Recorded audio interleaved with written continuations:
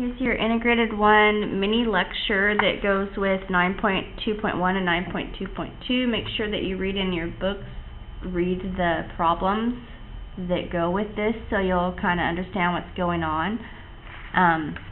There's lots of explanation in these packets that I gave you. But I think it is always helpful for somebody to actually explain it. So I'm going to just go through a few problems. There'll probably be a part 1 and a part 2 to this because I'm going to guess that some of you guys are rusty on your graphing abilities. So I'm going to go kind of slow. So it wants you to graph this. So if you know how to graph, if you just knew how to graph y equals 3x plus 1, you'd be halfway there. Okay, so let's try to remember how to graph y equals 3x plus 1. This is a linear equation. This is kind of like y equals mx plus b. Okay, so if it's linear like this, here's all you have to do. It's pretty easy. I'm not even going to use graph paper on this one. You might find that it is helpful to use graph paper though. Okay, so this is the starting point. Remember, that's the slope, and that's like the growth, and that's the starting point. So I know that there's a point right here at 0, 1, and then I know the slope is 3, so that means it's going to go up 1, 2, 3 over 1. You know what I mean? It'll keep going up 3, up 1, 2, 3 over 1. Okay, it'll go in both directions. Oh, if only I had a ruler. Okay, so I'm going to use this piece of paper as a ruler.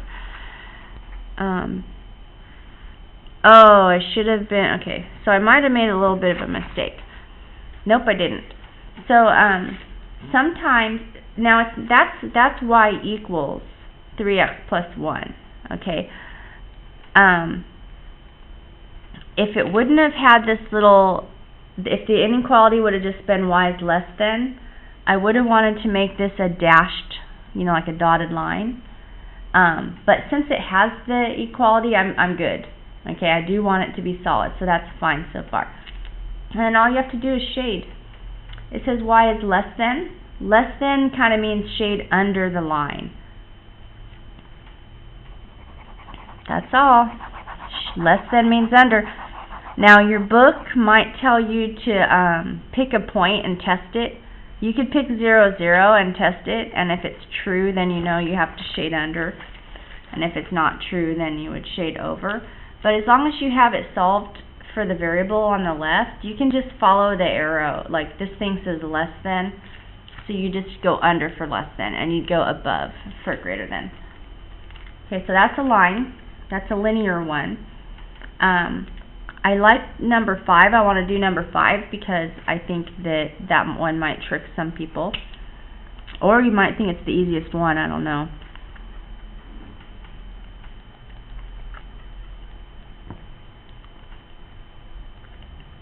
It says y is less than or equal to 3. So that's kind of like a y equals mx plus b, but there's like no m and what's going on here? So if I want to, I could say this is y equals 0x plus 3.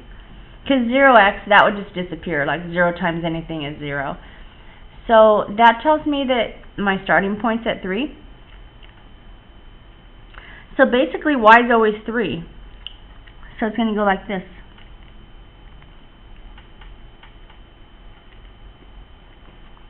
That's a horizontal line. And where shall I shade, above or below? Well, it says less than. That means less than. It means the 3 is greater than the y, right? Because the little alligator, he wants to eat the 3. So y is less than 3. So less than means below. So shade below. Now, I did not make it a dotted line or a dashed line because I had this equality, this little line here. One of these times I'm going to mess up and I'm going to make a solid line, then I'm going to have to go back and make it dashed. But this is okay for now. If you had one that said like x is greater than something, that would just be a vertical line. And then you'd go, if it said greater than, you'd go to the right, and less than, you'd go to the left. I'm not going to do one of those though. I'm going to do number 9. Number 9, the reason I chose to do it is because I think think you guys might not know how to do this when it's not all solved out in y equals mx plus b form. So I want to make sure that you know. This is still a line, okay? It just needs you to fix it up and make it into a y equals mx plus b. Okay, so let's subtract 3x from both sides.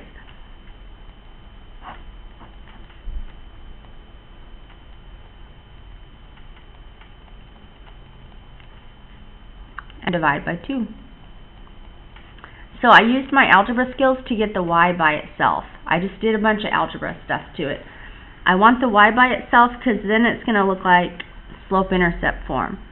And if it's slope-intercept form, I got y equals mx plus b. And now it is, look, I can go y equals mx plus b. So what's b? 7/2. That's my starting point, right? And then m is my growth.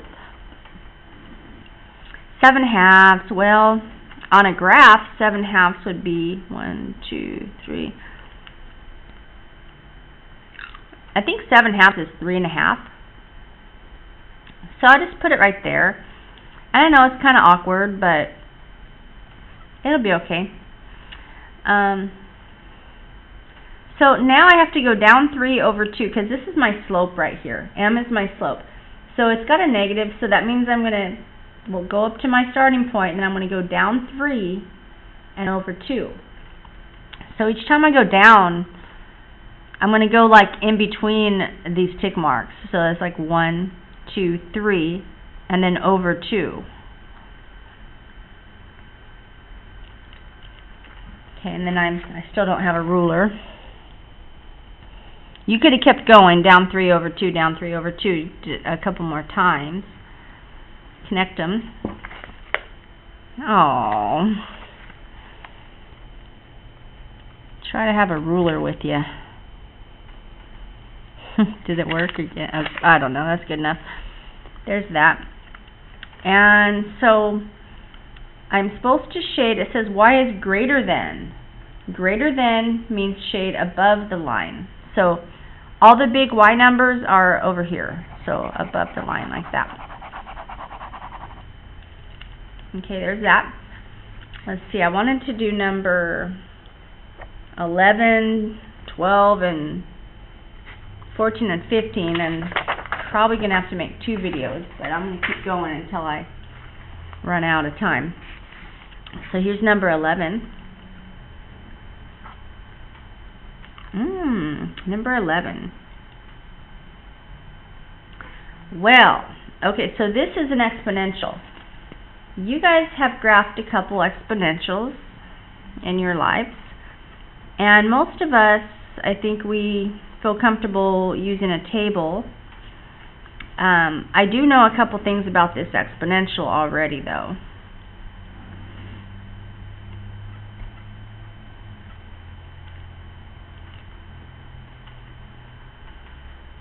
I think 2 is the growth, or the multiplier, and I think the starting point is probably 1.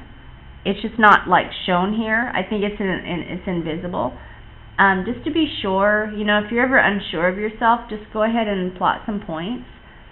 So if I pick 0 for x, then I'd have 2 to the 0 power. What's 2 to the 0 power? Well, anything to the 0 power is 1. So it's true that the starting point is right here. And then I'm multiplying by 2. So what's 2 to the 1? 2. What's 2 to the 2 squared? See, I'm just putting different numbers in for x. What's 2 squared? 4. Right? Do you want to do another one? 2 cubed? 2 cubed is 8. I could do a negative 1 if I want to. What's 2 to the negative 1? You guys might not know this, but 2 to the negative 1 is a half. You can check that out later if you want to. So I kind of know that exponentials have this like real curvy shape. So I'm just going to kind of go with it, with knowing that it has that curvy shape, and I'm going to put my 1, 2 in here.